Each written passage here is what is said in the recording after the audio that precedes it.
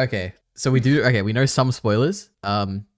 Bacon. I think Gojo dies. Is that? Do you Yeah, know okay, that? I'm pretty sure that. Okay. Yeah, okay, Oh I my know that. god. Okay. Okay.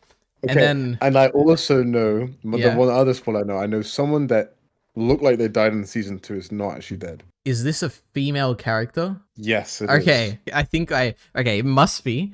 Did they get attacked by a fire? Yes, they got burnt Okay, real is it bad. Maki? They got roasted. Yeah, it's Okay, Maki. yes, I also knew that because I've seen like character designs or Okay. something for like she looks different or Yeah, whatever. exactly. Like I Okay. see fan art of Oh that my god. everywhere, and it's like, Okay, so well, yeah, probably there's ruined probably what could have been one of my favorite parts of almost annoying parts of favorite parts of season 3. sure, yeah, Or reading this, to be honest.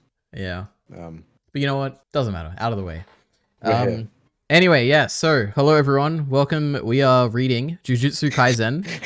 Let's hope that people watching this don't Yeah. You know spoil. what? I might But even. I hey, don't know. Yeah. to be honest, Jujutsu Kaisen, the fans already spoil everything. I feel like Yeah. that's what I've heard. So I feel like we get a pass for that. Yep. I see spoilers when I'm going through Reddit with Kyle for Chainsaw Man, and I'm like, they're referencing some obscure thing Really? that I don't even understand. So I'm like, okay, at least I don't have any Uh, context for it. But every now and then, it's all over the internet. Jujutsu Kaisen spoilers, especially the big things we just talked about. Um. Anyway, for context for people, we have seen the anime, both seasons, both of us, and we are and the reading. movie.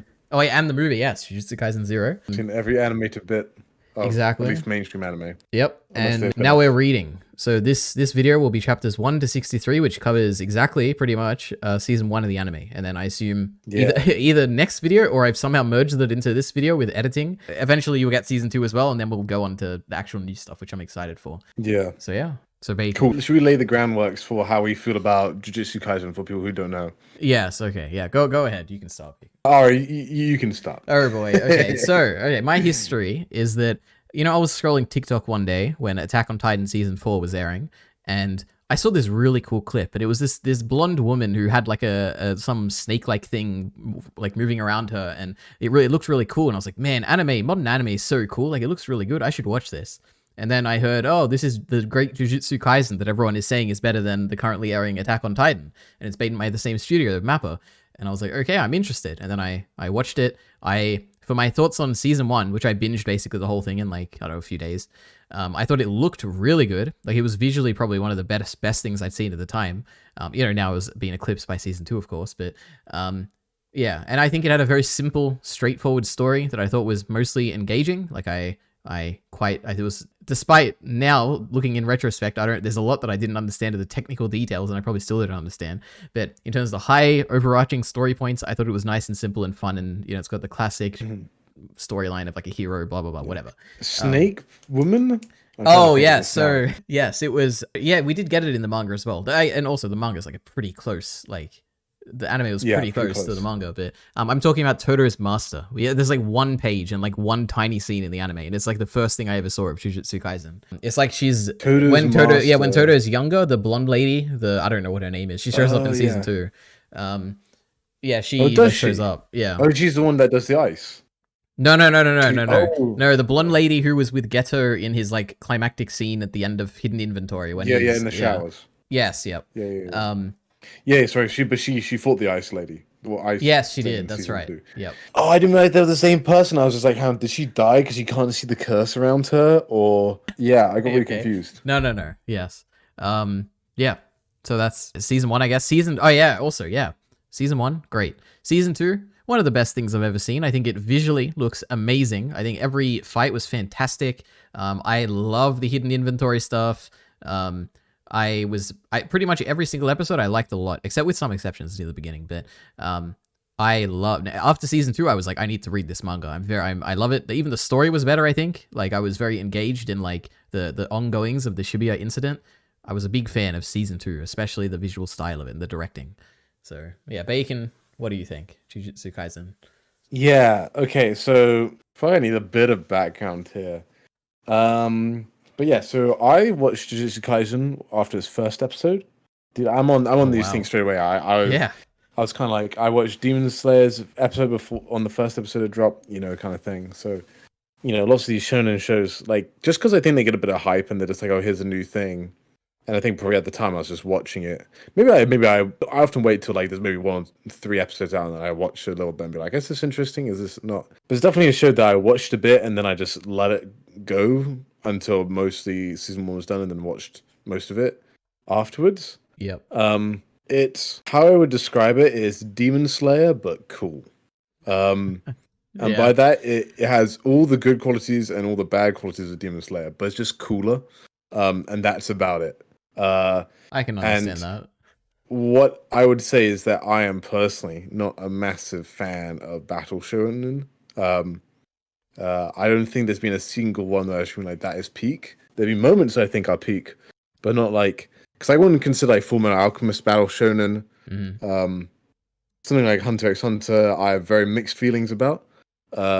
Which is often considered the peak of battle shonen. I would assume it probably is. Even something like Dragon Ball, I've watched a little bit. Naruto, I've not watched any of it.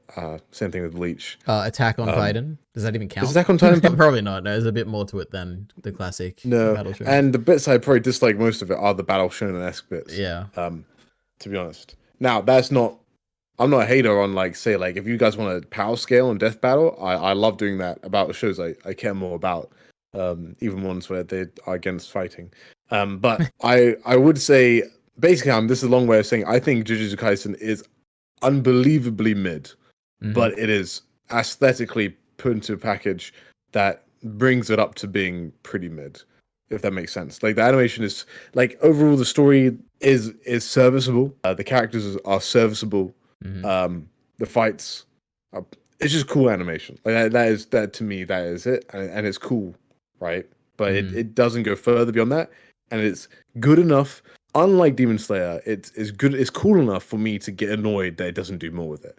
Demon Slayer, I'm just like I don't care that much. Yep. But JJK will get me annoyed because it makes me care enough about it. So, I've kind of like started reading this, which has actually made me want to go back and watch scenes of the anime. So yeah, same actually. Yeah, we'll get into that. We'll get into that a little bit. Yep. All right. Well, we're slightly far apart, but not that far apart.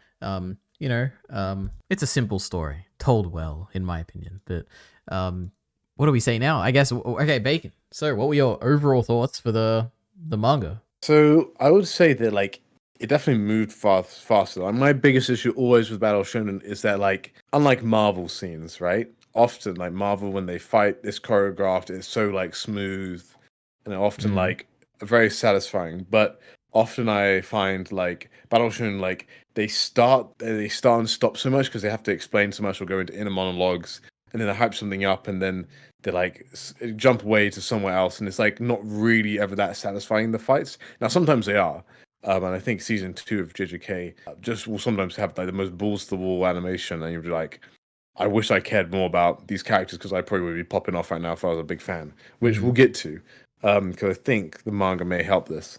But yeah, in this, the action isn't that strong, but it makes like the character moments shine a little bit more because you can read through it faster and you can kind of go at your own pace, which makes sense because at the end of the day, like these tropes come from manga where they generally work better.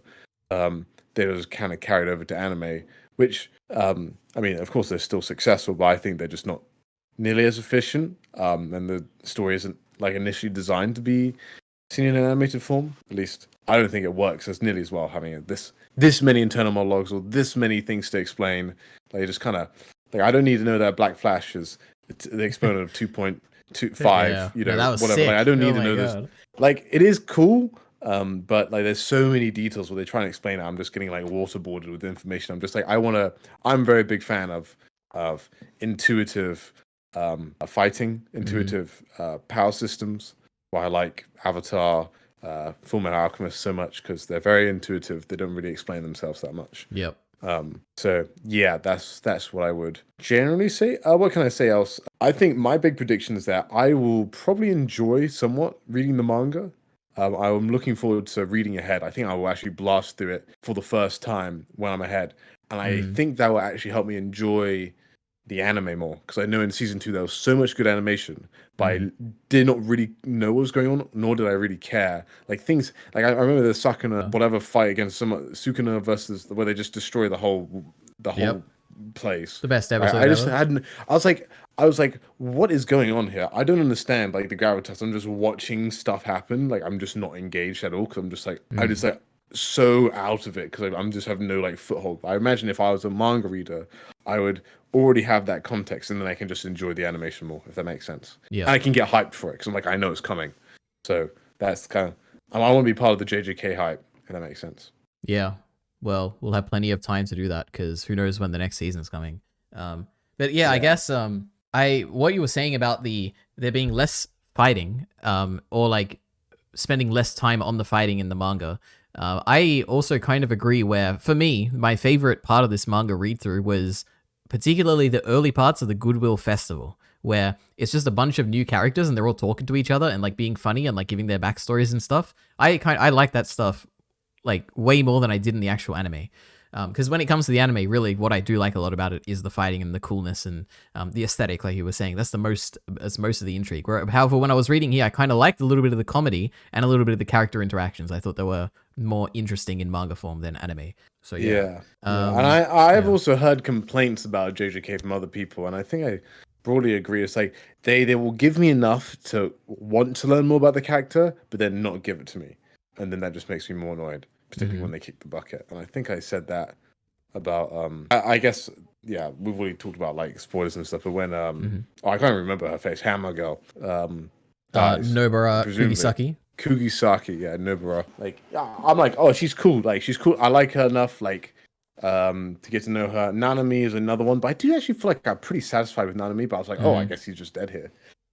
Yeah. As we discussed, Maki, she also is kind of cool because she plays a bit more of a role in JJK Zero, which I think actually may be my favorite. Oh wow. I don't know. Okay. I think Yuta, dude, I am actually so hyped for when Yuta comes back because I completely forgot about all the foreshadowing, but they all foreshadow him beforehand. And Yeah, he like, gets a oh, million when mentions. that Yeah. Yuta, what was happening to, oh, his cursed friend. I think she's gone now, right? Though. But anyway, it's like, and then, oh, all right. One of the craziest things, I was watching the second OP of the first season back, Hmm. just be like, oh, I wanted to just Google all the cool animation so I could just see the actual fights and how it translates over to get hyped again. Hmm. So I watched I remember really loving the OP for this one. It just looks so like weirdly like photo Wait, you're talking about not the second one with realistic. the elephant or whatever, and Nanami walking down the Yeah. hallway? Yeah. Yes, it is. I think it's the lighting and the flat colors It's and the stuff. lighting It is makes it so look good. so But realistic. there are Yeah. so many small little references I didn't get before.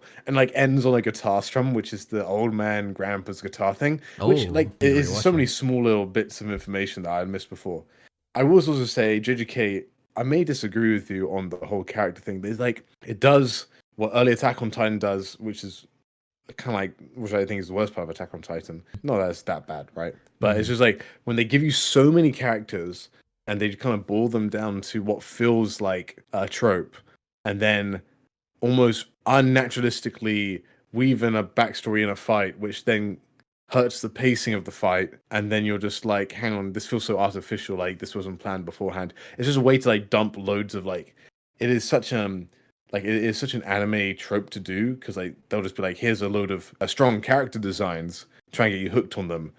Um Hmm. it's almost like we want you to buy merch. I don't know, not buy merch, but it's very like quick and grabby, and it like it just throws a lot of stuff at you. I'm just like, how can we just get invest more naturally? And I think that's maybe what I liked more about Zero because it was a bit lower, like Yeah, there it's like was 5 less characters. Yeah. characters. Yeah, like something I could get a bit more of a handle on. Like, yeah, it's like could we Yeah. get more time with like the main trio here? Like they don't really feel like friends to me, even though they say they're friends. I'm just like I haven't seen them really hang out a ton. I want to see them hang out Yeah. more, you know. So I And then we're just like let's introduce a whole nother school and all they're like, and they're good. They're great character designs. So like I'll definitely say JJK. One really cool thing it does is having them look like they're part of the same school, but still have very distinct costume designs. mhm. I think that's really awesome part of JJK's character design. Anyway, Ari, say what you're gonna say.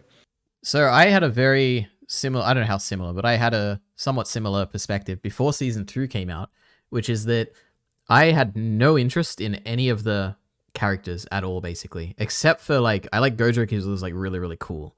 But that's it. And then when in season 2 they started doing the hidden inventory stuff with Gojo's backstory and Utahime and like all these like older characters that are younger now, I really like those characters, and I think they were characterized really well in that like really short time that we saw them. Especially the new ones that we introduced, for instance, Toji, like the Shigeru's dad and everything. Like all that was like really good stuff.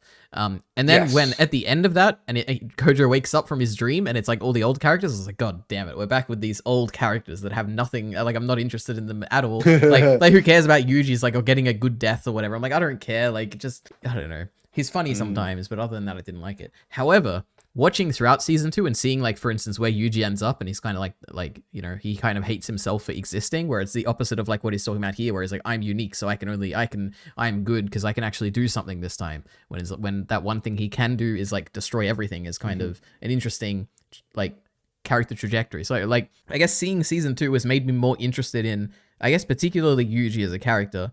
The other ones I almost certainly agree with when I'm reading through this manga, it does feel like a lot of them are very simple, like one like motivation characters. Like usually it is like the having a good death, and maybe on later on being like what is a natural death. And yeah, I'm sure he has other stuff too, but that's like the main stuff I took from it. It was repeated so many times. And Megumi or Fushiguro, he has like this one fight toward the end where he's talking about, or Gojo is telling him about, you need to be more selfish or something, or stop sacrificing yourself, which I think is like somewhat interesting. Especially when Gojo is talking about how like, oh, if you keep thinking that you have this trump card, then you'll never get better, because it's like, what's the point? You can always win in the end with that. That's interesting, but it is a very simple like one motivation, you know. Yeah, go ahead. I mean, it's also I do think there is an interesting thematic thing going on. It's just there's so many people and their motivations to catch up with. But like with Megumi's like before he does his domain expansion, like I read it just like an hour ago. This is why I remember. Yeah. But Gojo was like, you play this like as a team sport, but you have to actually be selfish and try and be like the star player. Kind of thing. And it's like Gojo says something. Oh geez, I don't even have the book on me. But it's like, when you die, no one will be around you. You'll die alone, kind of thing. Which is like the opposite of what Yuji wants to happen. He wants to die with everybody around him. So yeah, I think there is some like things being woven. It's just like there's a lot of superfluous feeling stuff. Superfluous, is that? Yeah. There's a lot of fat that needs to be trimmed in a way, and I think for me there are certain manga which I do read which I feel like every single thing is important. Now I have actually read manga where they do throw in a bunch of characters and then they start going into each one of their characters' backstories really in depth, and you're like, oh, I actually really like these characters now. There's a lot of depth there. And it feels a bit more natural and organic, even if it is like, oh my god, you're never going to finish this manga if you go through every character like this. But like say with like Attack on Titan, they kind of they have a big culling at a point, and I think even to some extent they have had for JJK, but they just like kind of go through really quick. And I mean, I'd probably compare it like to similar experience to even if you play like a Fire Emblem game. I know this. I don't never heard of it. Really I mean, I have heard of it. But... Fire Emblem. I'm not sure if you heard of Marth, Ike, Roy. They're like Super Smash Brothers. They're like the guys with the sword, anime guys with swords, and Smash Brothers. Probably what you know them. Anyway, it's like chess, but like as an RPG kind of thing, like XCOM or something like that. Yep. But basically, because you need units to fill out your band, you need like 10 characters to play with. They will often like shove like 15 different characters in your face, of like various different hair colors, different like quirky personalities, to try and get you kind of latch on a couple and be like, oh yeah, I like this person, even though they don't have a ton of depth to them afterwards. This is kind of what it reminds me of, but it feels like they'll just leave lots of characters by the wayside, and they will give some characters some good stuff. Like I had forgotten, like Megumi had this whole thing with his sister, and that even Maki had this thing with her sister. I really like. I was like, cool. I was like, that was cool. You know, and I really dislike her sister, which was a Mai. Yeah, it is. Yeah. Her and Toto's entrance must be one of the most dislikable entrances ever. Yep, like, come up, beat the characters. Yeah, it's annoying. Yeah. I really disliked them in the anime, and then I also really dislike Toto until he gets to My Friend, and then he's the greatest character of all time. But it's amazing how dislikable he is. Like he's so generic, one note, but then he's also like when he becomes like generic and one note in like a funny way that is like goofy. And to be fair, his boogie woogie is one of the coolest. Like I was talking before about like there's so many things that like I can't really tell like what's going on here, like, and they have to explain it, and I'm like, but it's just cool, the boogie woogie, because you just hear the clap, you know what's coming, it's intuitive, and you can let the battle flow. and then you can watch in between. And they did that really well in season 2. Yep. I can't remember in season 1 that much, but I think it probably pretty cool as well. It's like you just see them clapping, mixing about. That is like really, that's like a really strong, to me, what I would consider strong. It's not something that's super logically consistent. It's something that like is interesting and adds a new dimension to a fight, but doesn't need a whole lot of elaboration from like a narrator or something. Yep. Or internal monologue, which then hurts the pacing of the fight, in my opinion. Yep. Yeah. All right. I think I basically agree. Yeah. But my good, Toto is really great. Like the fact that he's just smart as well is like the crazy thing. He's like really good fighter, really straightforward in his thinking, but he's also smart. And he also cares about the idol. Like that, I know it's a gag, but I just find it so funny. And he gets paid off so well. It's better that, like, I forgot that he also had his alternate realities in this part. I thought it was just we'll a thing talk in about that. Yeah, and that was so yeah. Yeah. Okay, Ari, yeah. Spill. Are we going through this like bit by bit? I feel like I'm just gushing at different points. No, this is fine. We can. I don't think I have too much for each thing, but whatever. When it comes up, it comes up. Firstly, just my last overall thought thing is that in terms of the art of the manga, early on, and Jujutsu Kaisen 0 especially, I don't think it's not very good at all. It's weirdly like, I don't even know how to describe it. It looks like waxy or something, and there's like details that are missing, and I don't know, the characters don't look very good, especially in JJK 0 and early on. But I think it gets way better, and toward the end, it's like really good. Especially some of the double page spreads are like some of the best I've ever seen, just in terms of like just how interesting they look and how detailed they are as well. So yeah, what do you think about the art generally? I totally agree. I think like there was one point where like you don't notice it when you're reading it, but then there's a point where they had a flashback to an old scene. I was like, dude, Yuji looks completely different here. I also wish that these like covers where they look clearly colored in were actually colored. They're all black and white in my like physical releases, which really suck. Like, and they're all black and white online because it looks like there's some cool stuff here. But yeah, like he clearly gets way better, like, and doing. I wouldn't say like necessarily like composition is his strongest act or directing, but definitely like character expressions and how he does that is good. Let me see. I'll go to let's see 60. But yeah, some of the double page spreads were really good. They're almost so detailed though. But yeah, I think for manga, there's so much good use of like the 3 tones that manga has. And it's a quick sketchy style, but it tells you so much what you need to know. I actually think the art is good. Art is good. Perfect. And I'm excited for future stuff because I have every now and then I see like a random panel and I'm like, this looks really cool. So I'm excited to see where this goes like 100 chapters from now. You know? My favorite thing was when I think it was in Vol 1, like one of the first things Gojo says is like, nah, I'd win against. Oh boy. And I was like, that's great. After the meme, that's so good. Yep. And then there's a couple lines which are just really fun. Like there's one where like Nobara, I don't know how to say her name. Mai is like introduced to her, and then like there's like this like beef because also like pause big or something. Is that what you're talking about? Where she says, she says Maki's 100 times prettier than you, and it's just like I like that aspect of her character a lot. Like she talked about it scarring, and like you meet her, and you're like, oh, she's gonna be like a tomboy because she's got a hammer and she's kind of got this short hair. But no, she actually really cares about her fashion and stuff, which I kind of like. Yeah. I agree. The writer at the end of like he like sometimes writes some stuff and he says, "Don't be rude because of my manga." So I saw that. The characters in my manga are rude. Don't be rude because like it's quite funny. Yeah, it's like a lot of kids read this manga, so kids don't ever call a woman out for her appearance or something. I was like, wow, okay, thank you. There's definitely some banger lines. Like I got a lot from Volume 3. This is a Nanami one, which is like finding more hairs in your pillow. Your local convenience store no longer selling your favorite bread. Oh yeah, it's the little losses in life that make you an adult. It's like this is like quintessential cool line. And it's an interesting perspective. Like it's not something I feel like I've heard a ton before, but it's like yes.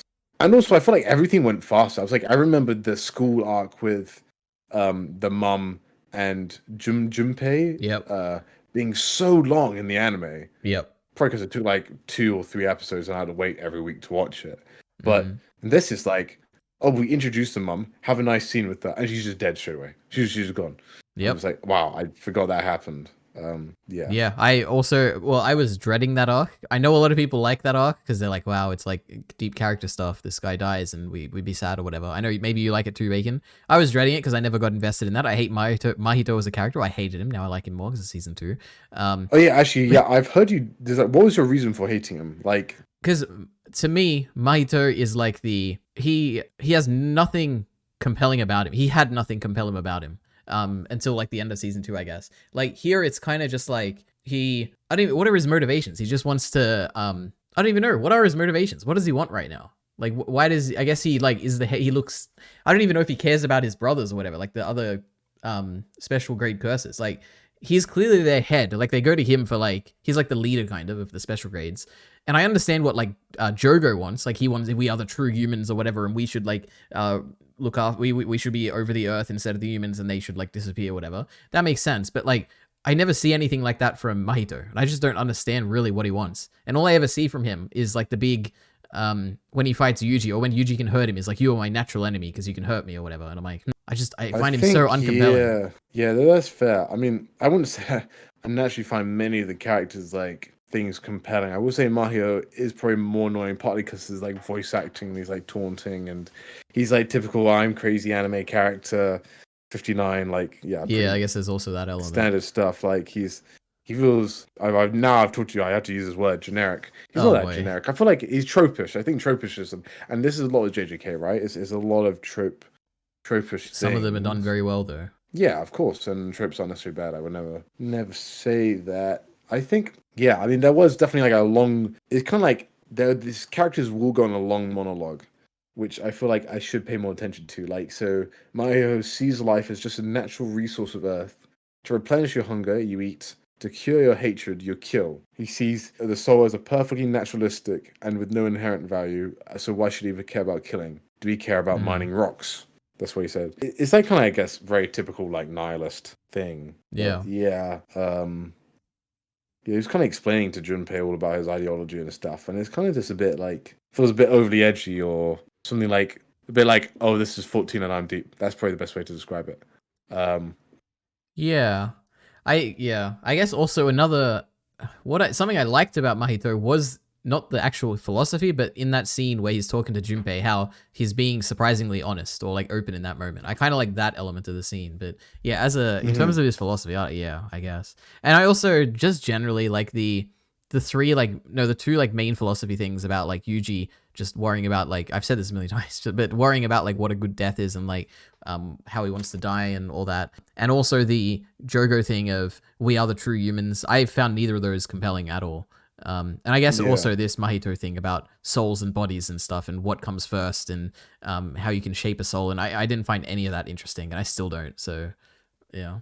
I would say probably the best hook for JJK is the fact that you've got these fingers and you're like, when is Sukuna, whatever it is, when is he going to be released again? That is like it's a Chekhov's gun, it's a ticking time bomb. You don't know when it's going to happen, and every time it does, you pop off.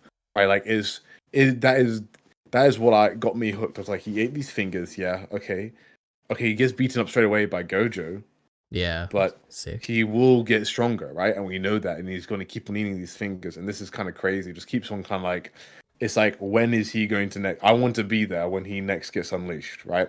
Interestingly enough, like the time he did get unleashed, I like noticed like 2 minutes after he got unleashed, I was like, oh wait, this is him. What's going on now? Oh my god, I can't comprehend this, because the animation just went so hard. Yeah, actually blew my brains out.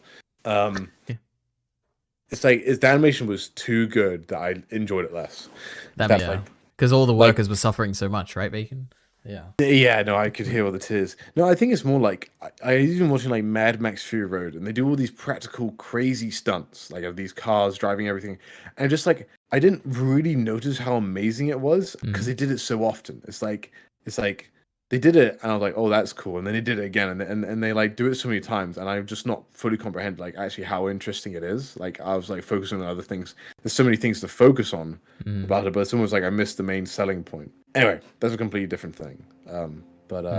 I think like there's enough. I think with JJK, like this was definitely hard for like the reason why we're taking so long for me to read is because like I want to read it in person so I can have a better chance of reading it. because I feel like once we get to the actual stuff, new stuff, I'll blast through it. But Yeah, I just agree. recapping this stuff is a bit tough. Yeah. Just because you've already seen it. And it's so and close. like Adapted so closely. Yeah. I think for me, it's definitely like something like it does take something a bit more special for me to actually want to rewatch it.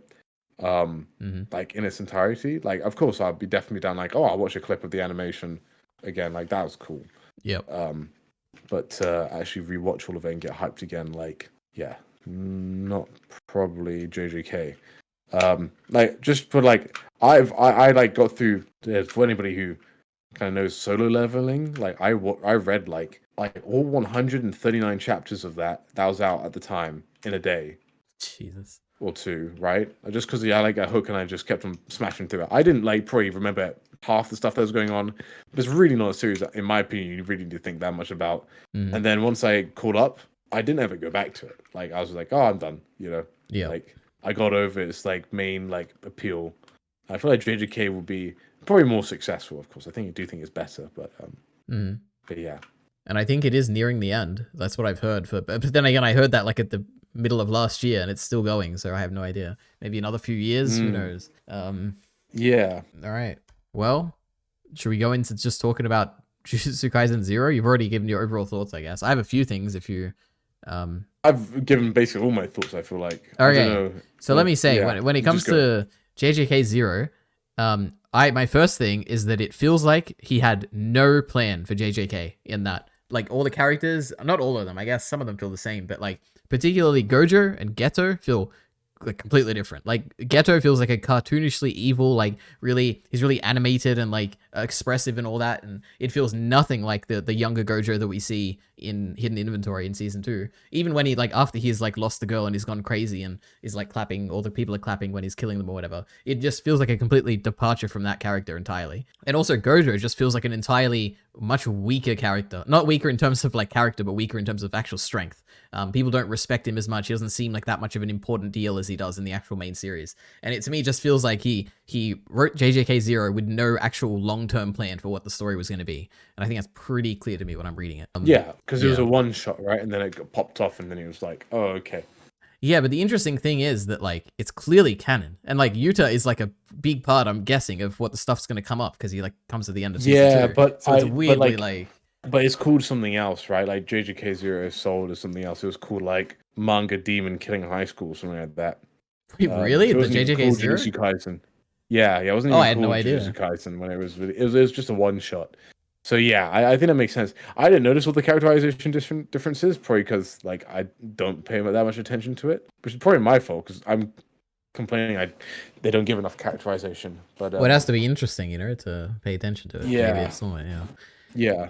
I do think the movie does a better job of it's a slower movie than this manga, which felt very quick. I think it structures stuff better. Like on my vague memory, like I remember it was a nice chronological story. It was when I was reading through this, I think they like jump around a bit and they like give Yuta's backstory a bit later. And I don't know, it felt, I definitely overall, I just enjoyed the movie a lot better. But even just like in terms of production, it's like the animation is really good, whereas the art in this is like not very good at all. So yeah. What else have I actually got for this? Just like a lore thing. Have you ever bought the fact that Gojo thinks that Yuta is going to be stronger than him? Because he always brings it up. He's like, Yuta has the potential. He's going to be stronger than me one day. And everyone like looks up to. I've just never bought it. Was this in 0? I don't know if it was either in 0 or toward the early part where Gojo's talking about like the next generation are going to be stronger. And he lists like, I think he lists like Todo, Yuta, and like some third year that we haven't met for some reason. It comes up a few times, whereas like I think it also is in 0 where he says like you have the potential to be even stronger than me, which I just don't buy it. Like Gojo is unbelievably strong, and it just seems so weird to me. But yeah, anyway. Yeah, I find it hard. I feel like Gojo is made to be like the strongest thing, right? So yeah, but then we all this is unrelated. I'm just skipping forward so much, but then we get like a reference right toward the end of this manga, like the one we're reading, where Gojo's like, or someone's like 100 years ago, there was like another person like Gojo and they had the same abilities. I'm like, man, that's like, feels like a bit too soon. Like Gojo's not really that special. But 100 years ago, there was already a guy with the same powers as him. It's weird. Power scaling in this manga, weird. Although I love just how powerful Gojo is in general. It's quite funny, yeah. All right. My other last final thing for JJK 0 is, Rika, the little girl? You remember her, right? Yeah, Rika, that's her name, yeah. Yeah. she looks weird, doesn't she? And she looks like a little kid, but also sometimes she looks like an adult as well. It's weird to me. It always struck me as weird, even in the movie. And then he made yeah, so he made a point about how how like he used to draw the characters with like thicker legs, and then he offended his like brother-in-law's wait, what was this in his one of the sister-in-law. end of volume This things? is one of the other things. Yeah. Oh my god. And it's like now he draws his woman skinny. I had to look at some of his older manga, and yeah, they do. They're like they're all chunky. But now, yeah, I feel like I know JJK4's angular designs, like sharp edges. It's all cool. It's all cool and crisp. But yeah, I guess Rika does look a bit weird. Yeah. Strange. There is one thing he does point out though. At the end of the volume, he says that Rika is aware of how she looks and she like manipulates adults. So it's like strange. I feel like unless we're gonna get more Rika later on, like we had like a flashback or something, it was a very strange thing to put at the volume end thing. And also she looks, I don't know why she looks so weird, but maybe it's like meant to be, maybe it's just bad art, or maybe it's like intentionally right? like, yeah, she died, right? Little kid. No, wait, also, I also thought, because at the end of JJK 0, yeah, her soul like departs, and however, at the end of season 2, she's like there, right? She like shows up with Yuta, and she like kills the spirit that was going to attack the little girl that was running outside the store. Do you remember that? Dude, I can't remember that. I'll be honest, there's so much about JJK I can't, like little bits I can't remember, so. Yeah, well, she's there somehow. Not her as a little girl, but her as like a big spirit thing is there. And I'm like, what? I thought she disappeared. So I don't know, someone in the comments, if anyone, I don't know how many people listen to this, but if you know the answer, please let us know. Miller the Killer, if you're listening right now, why is Rika there at the end of season 2? I have no idea. Okay, what else is there? That's JJK 0. My next stuff is about the Kyoto Goodwill Festival. So let's see, this is the competition for anyone who's listening between Tokyo and Kyoto, and they're like fighting. This is season 1 stuff. It's the best stuff, I think, in this stuff. I enjoyed reading it. The Maki stuff was cute, which I hinted at before, where you have the... I knew that they had a beef, and I knew that Mai hated Maki, and it might not be the other way around, and I just didn't remember why, and I was like, oh, is this going to be good or bad? And I think I ended up settling on that it was good, where you've got Maki, who is basically, she's the positive main, like, protagonist lady who will go and, she wants to be a better version of herself, and she wants to prove that everyone is, wrong, and she's going to go back and become the head of the family, and she's going to prove them all wrong, basically. And then you have a sister who doesn't care about the lofty goals or even hating other people and proving that they're wrong or getting revenge or anything. She just wants to live a quiet life with her sister, and she kind of hates her sister for abandoning her and trying to pursue those grander goals. I think that's an interesting dilemma where I can see both sides, where one, it's kind of like proving yourself and showing the people that hate you that you are better than them or something, which is Maki. Mm-hmm. On the other hand, you also have the admirable goal of not caring about any of that and just wanting to have a happy life with the people you love. And it was an interesting dilemma that there's no clear answer that I side on, but I enjoyed that. It was more depth to it than I thought when I was thinking about that. I initially thought, oh my god, they just hate each other because like the girl had to stay and she suffered because the family treated her poorly, but there's more to it than that. So yeah, anyway. Yeah, no, I did like that more, and I kind of didn't like that I had like reason to like Maya, because I actually really didn't like her. But, true, yeah.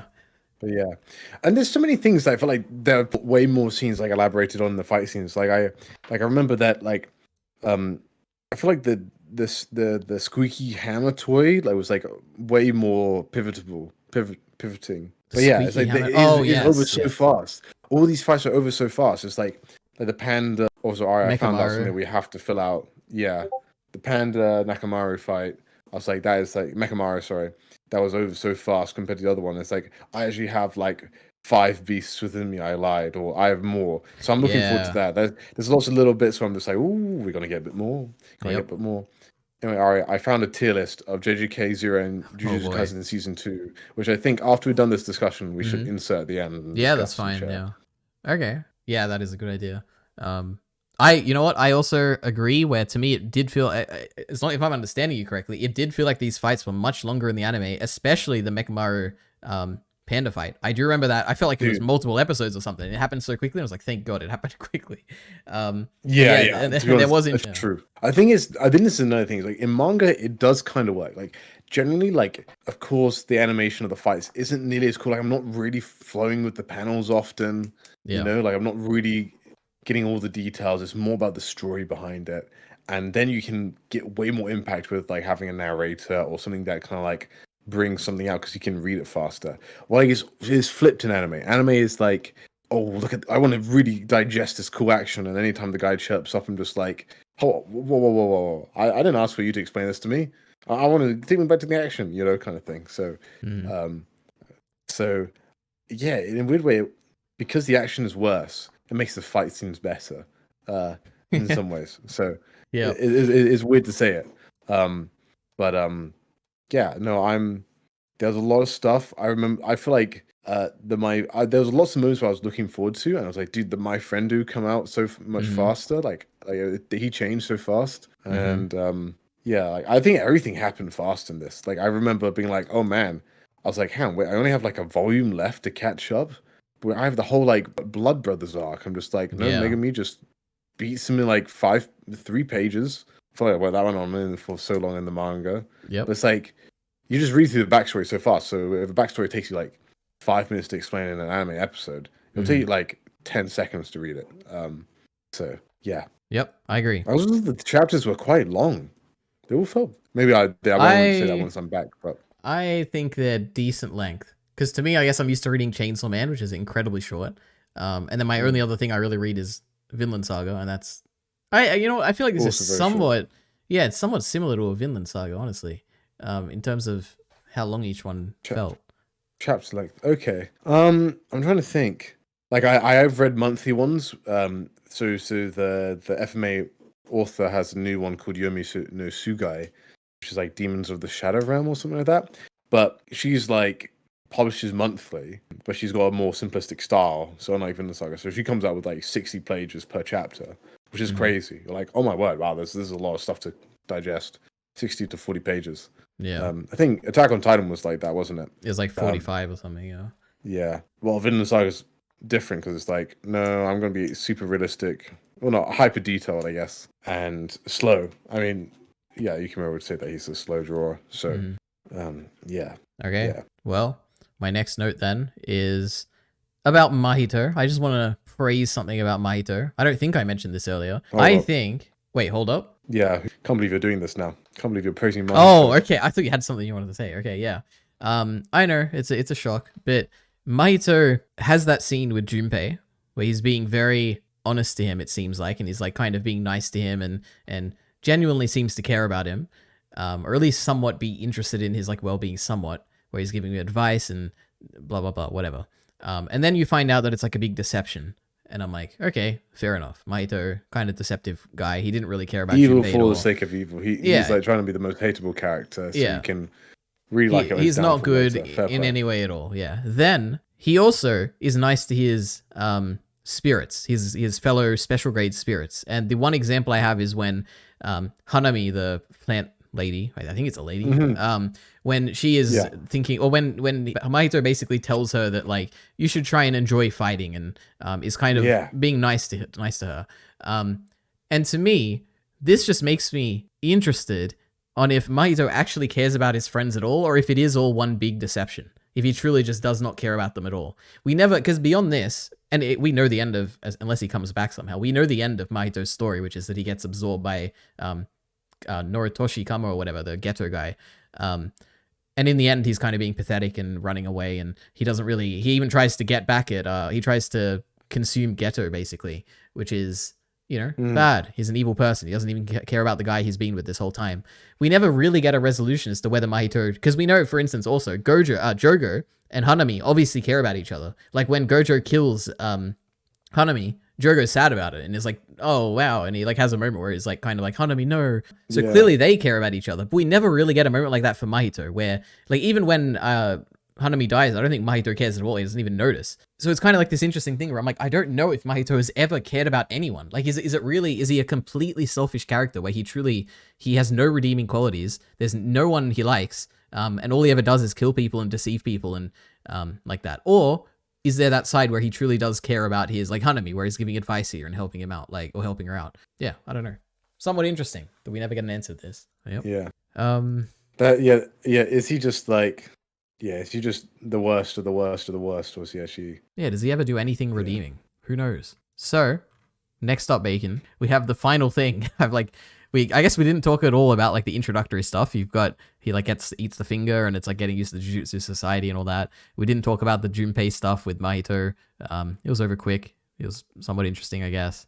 Then we had the school festival, which was really good. I like that. And then we had the final thing about the death painting, Bacon. So this I remember. My memory was that I had no idea basically what was going on here. It was very confusing in the anime from what I remember. There was like some curse or something, and the sister's involved, and maybe she was cursed, but she was cursed beforehand, so it doesn't count. And there's like a finger here, and they go into special realm, and then the brothers show up, and the brothers like related to this curse, and I had basically had no idea what was going on. But this time, I think I understand it a little bit better, and I was glad how fast it was compared to what I remembered from the anime. So yeah, those are my general thoughts on this death painting thing. What do you think about this, Bacon? Yeah, so you're talking about the three blood brothers, like the final fight. Yeah, the final arc here, where it's like first they're investigating the curses at the school, and then they show up, and the blood brothers also show up, and it's like a whole coincidence, but they end up fighting. Like, so there is some fun stuff here where you're like, oh my god, we're learning so much about Nanami. Not Nanami, Megami. Oh yes, like he's got a sister. He used to be a bully or whatever. Him being a bully, I completely forgot about that. That was great. Dude, yeah, it was kind of funny because I would have hated him way more because it'd be like, man, he's so edgy as a character, but now he's like, oh, I don't care, I'm apathetic kind of thing. But yeah, and they always talk about how he's stronger than Yuji, which was another thing. They do a lot of this kind of like, yeah, you'll be stronger than this guy, or like this guy. They do a lot of power ranking in the series. It's like Yuji has the power, that natural ability, even stronger than Maki, but then also got given the gift of cursed energy, whatever. And you're just like, okay, well, he's just gonna destroy Maki and anything ever, right? Yep.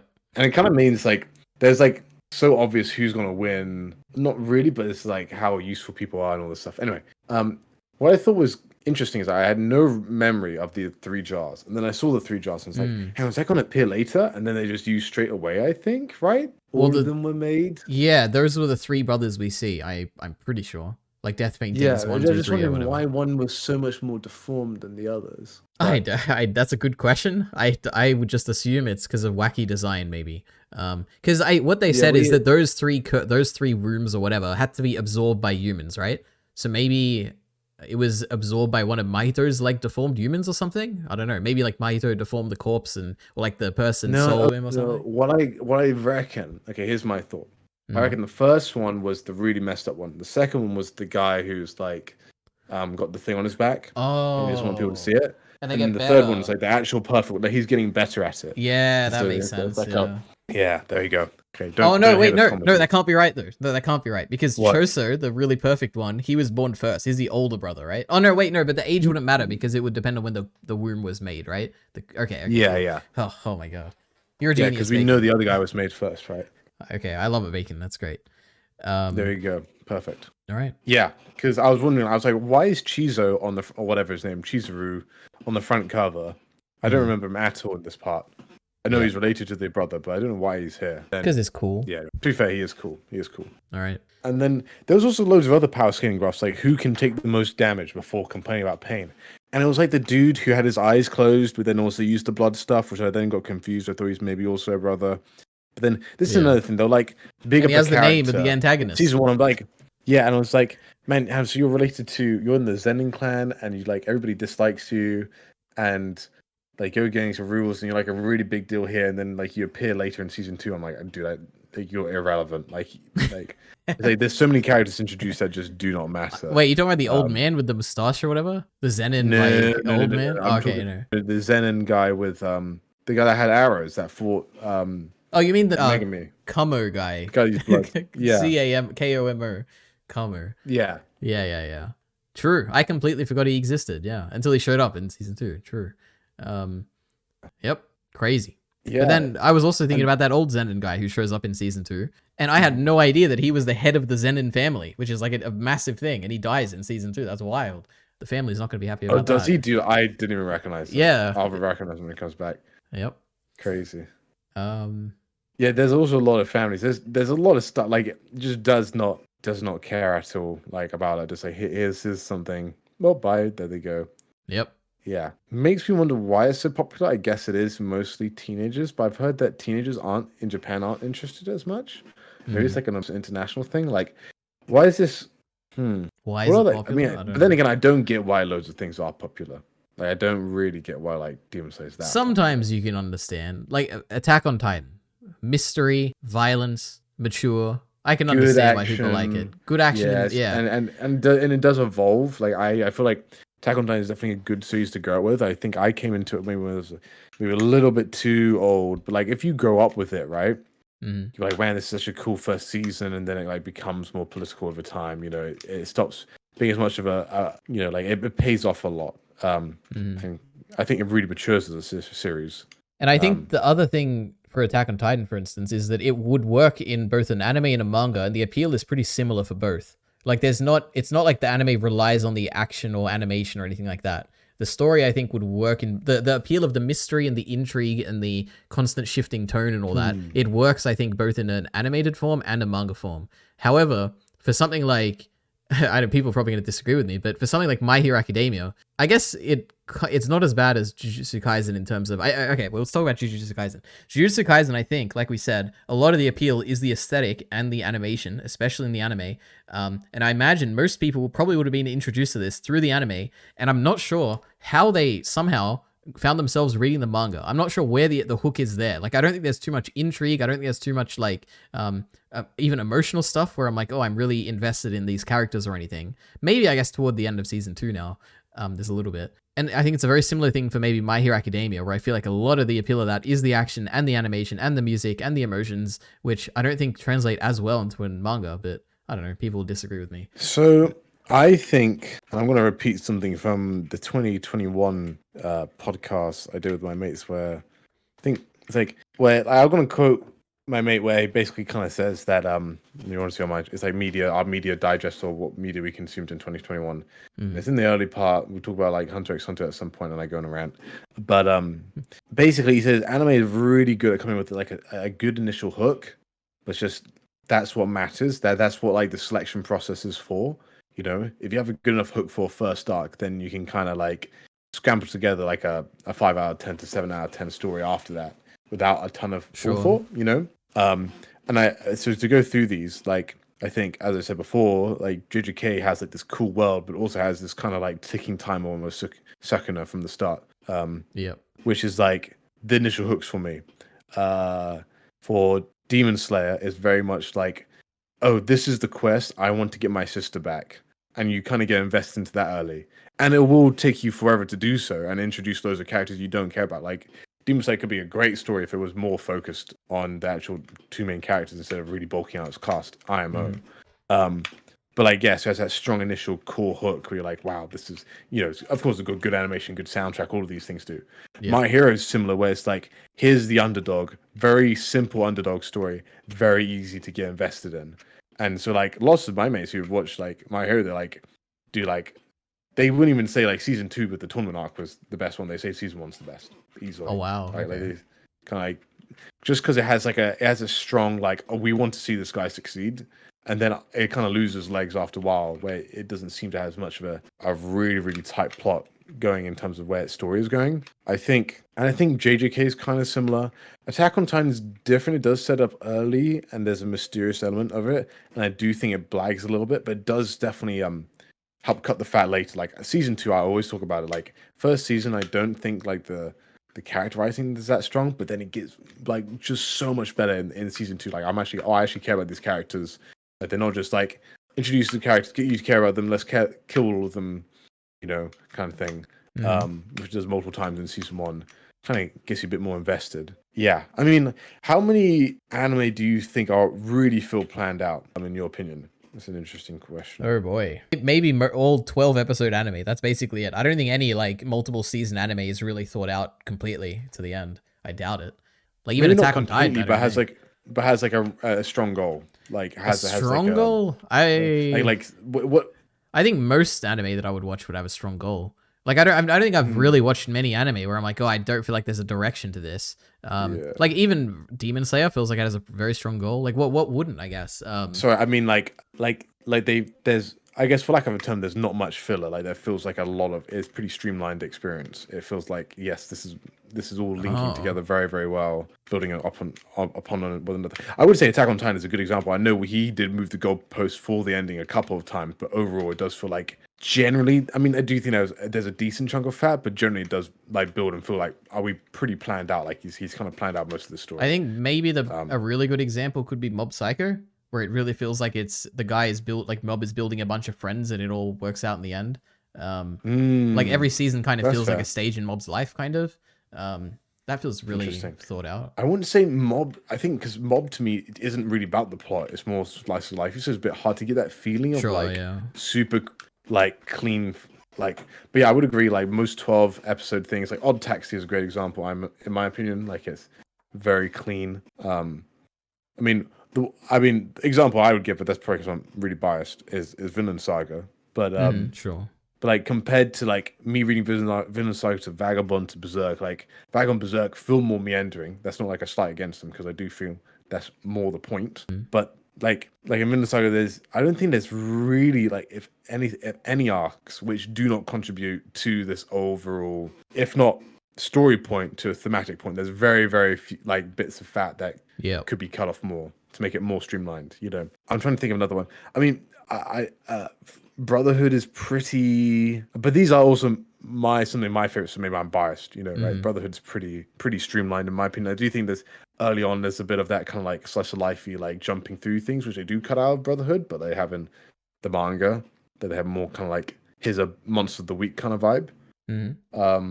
What's another one? I mean, but yeah. Anyway, I think it's like it's just one of those things with a lot of Japanese. I mean, they just like blow the scope out, right? Because they have a strong concept, and then they're not really.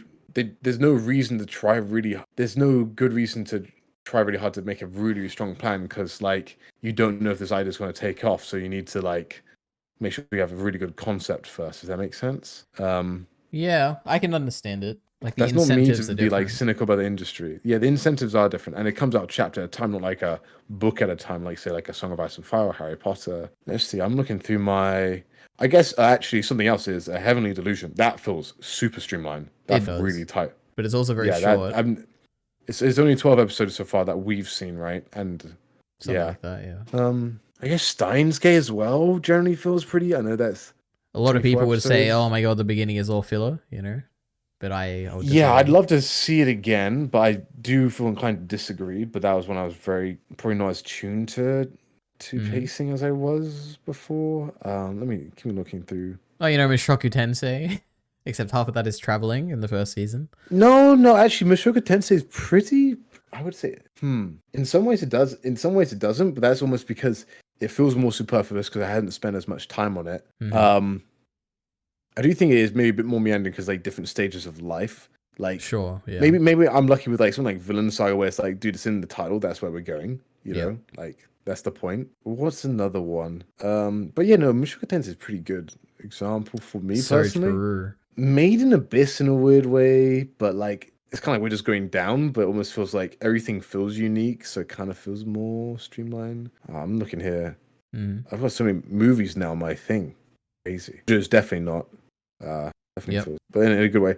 Oh, Fate Zero. Was that much? I mean, it was 24 episodes and it's kind of just one big fight, which is kind of cool. Yeah, I guess Cyberpunk Edge Runners. Have you watched that one? No, I haven't. Yeah, you probably like that one. Got tech in it. All right. I'm trying to. I'm looking. Can you think of any other ones? Sorry, I'm trying to think of any other. I think it's probably also hard if they are longer. Comment down below, guys. Let us know.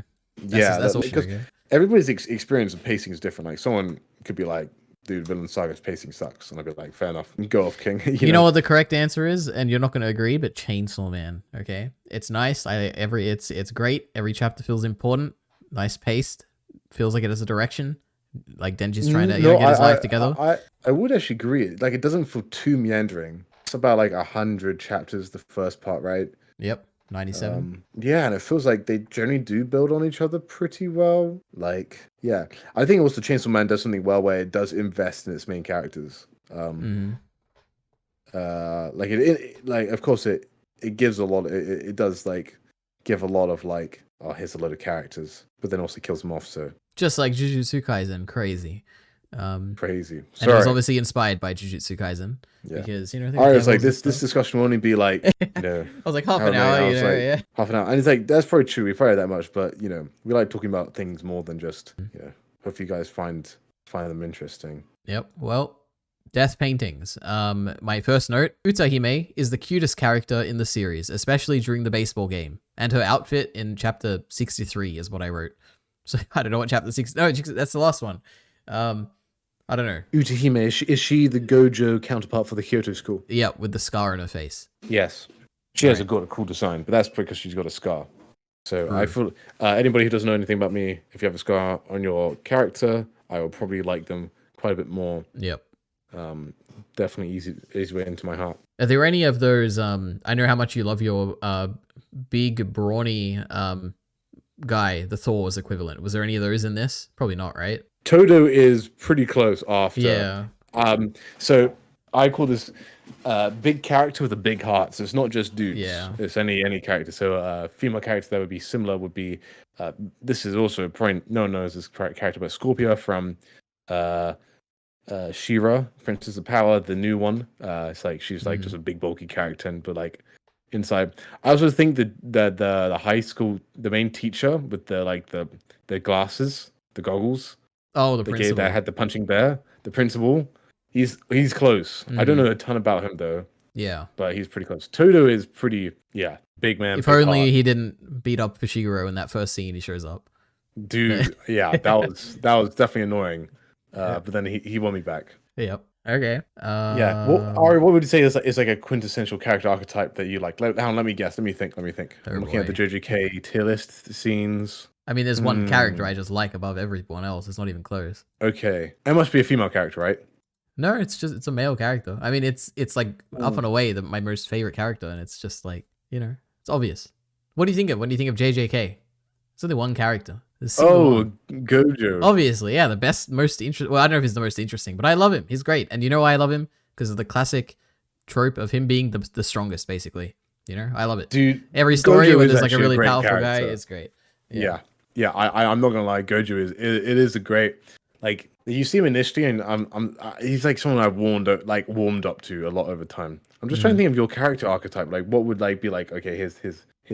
The thing is, you generally like so many characters that it's hard to be like, oh, who's your actual favorite? I had to go through your tier lists again. Oh god, all right, let me think. There's a few. Okay, one of them would be like, I think truly, like if the character's like really, really smart or really, really powerful. Like for instance, Gojo from this, or for instance, All for One in My Hero Academia.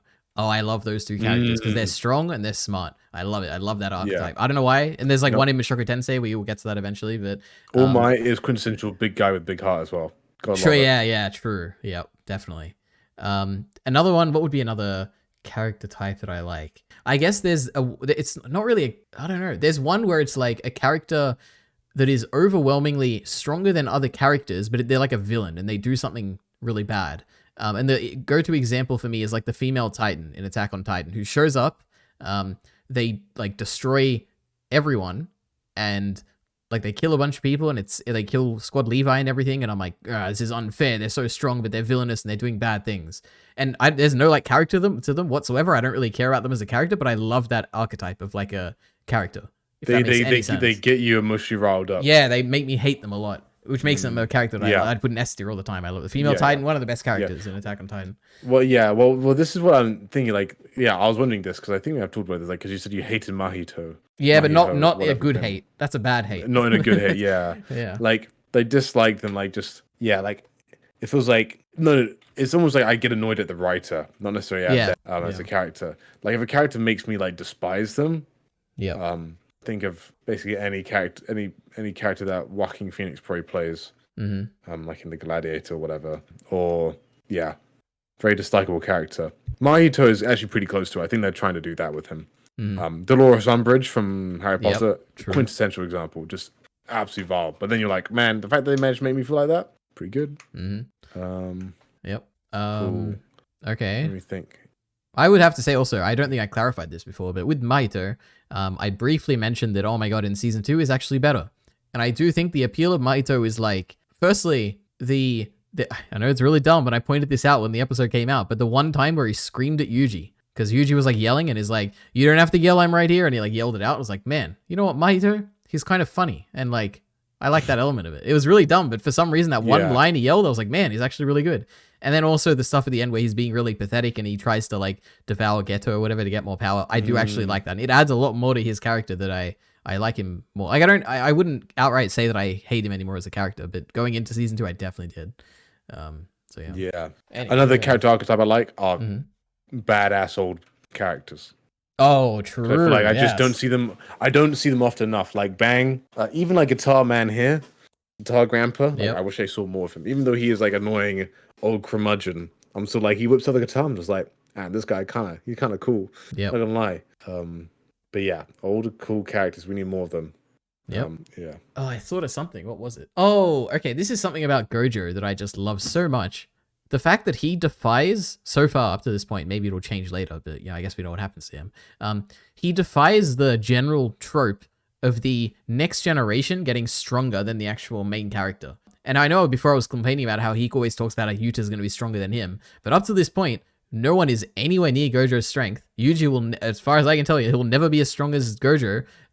It's really interesting to see that, especially in season 2 when it comes to like, oh, we just need to rely on Gojo, and as long as Gojo's here, everything's okay. And it's not like they're not, besides Gojo, who wants to like foster the next generation, like that's why he's at the school. Everyone else is kind of like, we don't really need anyone else because we have Gojo and he's like really strong. I really like that character element where it's just a character that's so much stronger than everyone and is the old generation as well. So anyway. I think that's what makes it interesting. Yeah, like Jujutsu Kaisen, probably trump card is Gojo in multiple ways. Yep. What makes the show interesting, and the fact that there is someone who you're like, he could become strong, which is Sukuna inside Yuji. Yeah. Right. Like there's like that thing. It's like that rivalry's put literally at the start, and it'll build up to what we know. Bad stuff. Could end I'm up sure. to something. I'm so interested to see the context. I don't know anything about like what's going to cause it, but goddamn, I think I know a bit more of the context than you. So yeah, we'll see. Just because I follow like a guy. He's called like Ninja something, and he does the best AMVs, the best MMVs, like probably on YouTube. He's so good.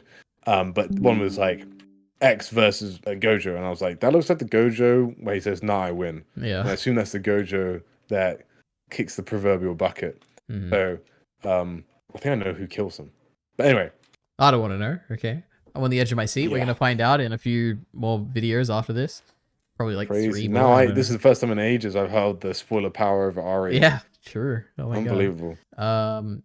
Okay. What was I up to? Yuji. Oh, funny gag, Bacon. Okay. The guy with the back who doesn't want people to see his back. I love the gag when Yuji funny. and the brother like funny. show up behind him and like they're both like in the same pose and they're awkwardly looking at the back. God, it's funny. Yuji's great. Yuji's actually great. He's very funny. Yeah. Okay. Then this is important lore stuff, Bacon. It comes back in season 2, so I'm glad we got it here. The Death Painting Womb's origin story. So, because this is obviously what we find out next season, is that this guy who created these cursed wombs, like these 3 blood brothers, he is the main villain. Like, he's Geto. He's the guy inside the brain or whatever. And we get his, like, actual backstory. Oh, really? Here. Yeah. Oh, dude, this is the crazy part. Like, I've paid so little attention that it has wrapped together and I've, like, picked up on so many more things. But yeah, I forgot about that. Yeah. So he was like an old guy who was a guy in the 1870s is what I wrote down because they said the Meiji era. And for me, in my mind, when they said, oh my God, the Meiji era, I was like, whoa, wasn't that like the 1200s or something? But it was like 1870 apparently. So he was around then.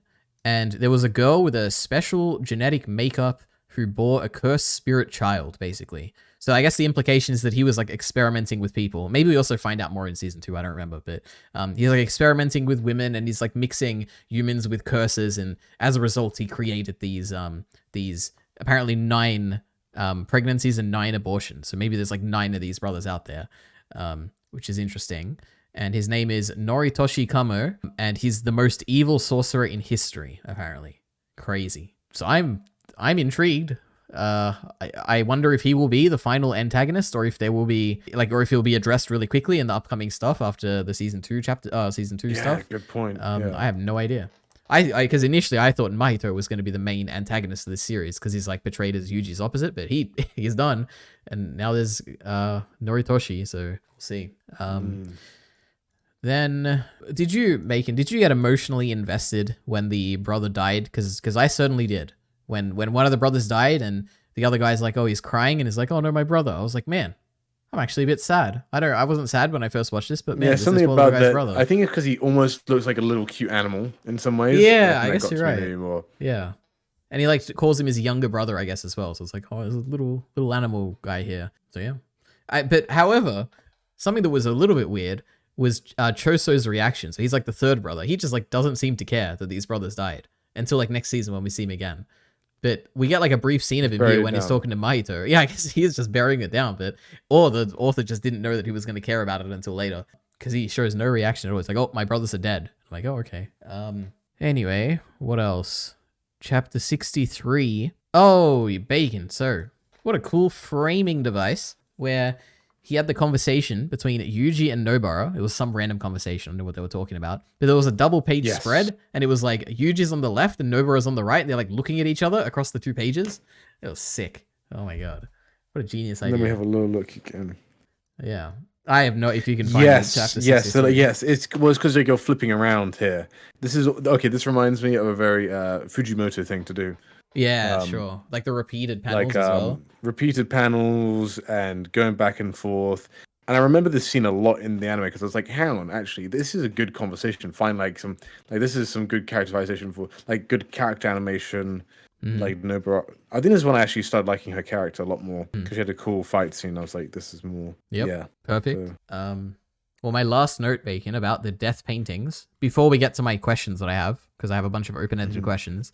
I think it's Nobara, I think, has this one line where she says, I wonder if Shoko will be up this late and will she be sober? I was like, man, what a cool, subtle bit of characterization that Shoko is like either an alcoholic or a drug user or something, which I just never picked up on before. Like, it's a single line that says so much about Shoko. Oh my god, crazy. So yeah, love it. Because I love all these older characters who were younger in the hidden inventory. So Shoko is one of them. Love it. Yeah, that is cool. All right, now, let me see. Anything else on the actual stuff, Bacon, that you want to say besides then I'm going to start barraging you with questions that you're probably not going to have any answers to. Yeah. And Shoko's the she's the healer. She was the one who was next to Itadori's body when he was like dead. Yes. She looks like the lady with the scar from Kyoto, but without the scar. I get her confused. Is she? Maybe? No, they have different hairstyles. Come on. Don't be ridiculous. They do. No, they have different hair colors online. Sorry. Oh, maybe that, yeah. Unbelievable. Yeah, we love Shoko. We love Utahime. Who else was in the backstory? Yeah. I guess that's it. I don't know. Utahime, what a name. What a cool name as well. Jesus. All right, so let me tick these off. Oh, okay, there's one more thing, Bacon, which is theory crafting here, okay? So, Bacon, to set the scene here, do you remember in season 2, there's a bathroom fight where Choso, one of the blood brothers, fights Yuji. You remember that, right? Okay. Yes, I do. Now, toward the end of that fight, Choso beats up Yuji, and he's like on the floor and he's like, beaten basically.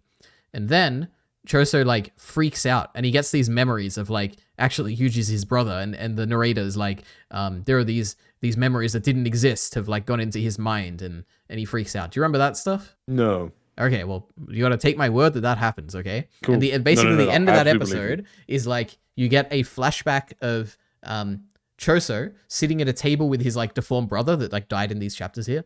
And Yuji's also there, and he's like one of the brothers that are sitting at this like happy, like really bright table. I do remember this. Yeah. Yes. And it's like, Yuji has like invaded this guy's memories, and he thinks that they're like brothers now who used to exist together. And the phrasing is like, the way he says it is like, at that moment, a memory was like born inside Choso's brain, basically, of a past that never happened. And what's crazy is that in these chapters, when Toto has the flashback to Yuji being his brother, they say the exact same thing. They say like, at that moment, a memory was born inside Toto's brain of a past that never happened. And I was like, that's crazy. Like, is this meant to imply that Yuji is literally like manipulating Toto with his unintentional power or something? Like, and it's so weird because when you first see this scene, and everyone has the same impression, and I have it until this point even, so I don't really believe my own theory here, but like, it's a comedy scene where it's like Toto is like a comedic character who like has this obsession with his idol, and clearly now that him and Yuji have the same taste in women, they're going to be brothers, and he reframes his whole past, and oh my god, we're actually brothers and best friends now, and it's meant to be like a comedic good bonding scene, which is funny, like in a show. But maybe the intention wasn't to be funny, and it literally is a power from Yuji, who is now manipulating Toto unintentionally, and is like not a happy thing, but like a very sad thing that's happened to Toto here, just like what happened to Choso later. Crazy. What do you think about this, Bacon? I think this is great. I think what has actually happened is that I don't trust. What I think I'm just going to call him a Gengi. I was going to call him that. Yeah, right. To GE. Yeah. Yeah. Gigi. Gigi. I don't trust Murph. What was his last name? Akutami. I don't think Akutami has like I don't trust his writing chops that will be a thing. But I do, like, at least intentionally. I think what happened is that they've done it twice. Like this, but it's like a gag the first time. Now, yes, it's like a double gag, and then I think it'll be. Do you think it'll be actually ever like a serious plot point, or will it just be like a continuous gag? So I have this whole thing that happened basically. I finished season 2, and then at the end, again, there's more season 2 stuff. I'm not sure if you remember.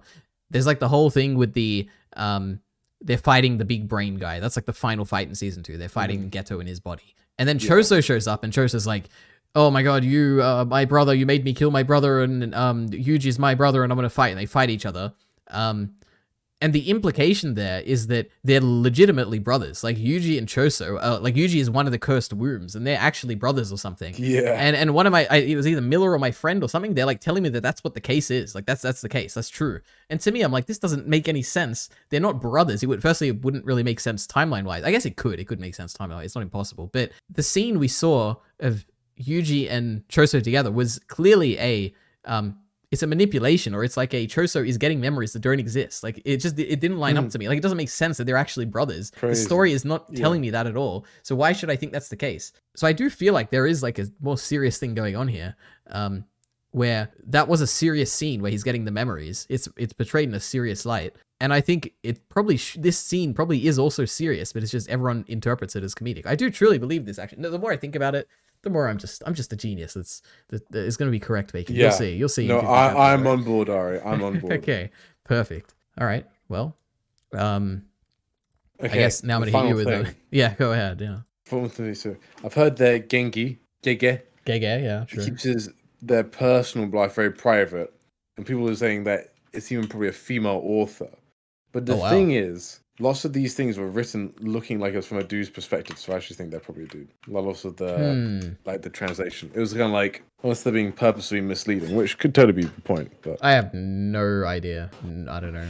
I don't even know how to judge that, Bacon. But you know what? You said it here. One day it'll get revealed, and you'll be like, "I'm a genius. I knew it." Apparently, Demon Slayer's writer is also a woman. I heard that.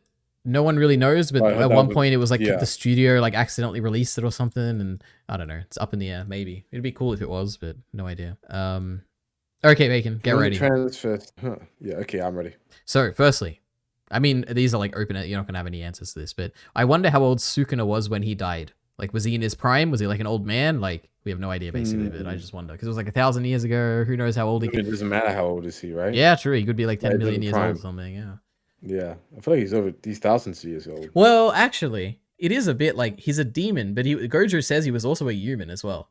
So it's like, was he just like a normal guy, I wonder, like Yuji, for instance, or is he legitimately like a curse, like special grade, like crazy curse? Who knows? Okay. They mentioned Yuta, Todo, and this random third year who's like really strong. But I don't remember. Do we ever see this guy? Do you have any memory of this random third year? I don't have any memory that he was even mentioned in this thing. So okay, great. Okay, the next thing, Yuji and Sukuna, they have this one scene where they create a pact where if Sukuna says like a certain word, then he'll be able to take over Yuji for 1 minute. Do you remember this bit? Yeah. Yeah. Yes, I do. But this just never comes up again. And I wonder if it's like he just forgot about it, or it's just like saving it for a really important reason. It's going to come up. It's going to come up. It's so weird, yeah. And also, it kind of just doesn't make much sense because the entire terms were that if Sukuna says a certain word, then he gets to control Yuji for 1 minute, and Yuji will forget about the agreement, and Sukuna won't hurt anyone during that 1 minute. But I just don't understand why he couldn't just like say the word, control Yuji for a minute, and then just like say the word again, and then like control him for another minute, and then like keep doing that forever. I just don't know, but maybe it'll be explained one day, but it's a bit weird. Okay. Do you think there's anything about Yuji's parents? Because we never meet them. He says that he like never met his mom. I don't know. There could be something crazy going on. Do you think we met his parents and his dad is actually like Gojo or something? Oh my God. That'd be crazy. All right, perfect. That'd be crazy. You Okay, got so now many theories. I'm not used to this now. I'm not used to this many theories. Like don't worry, we got way being open more. ended. Okay. I'm used to my stories being probably way more predictable because it like they follow their plot points a bit more. But Yep, this is a nice open-ended story. Power scaling, Bacon.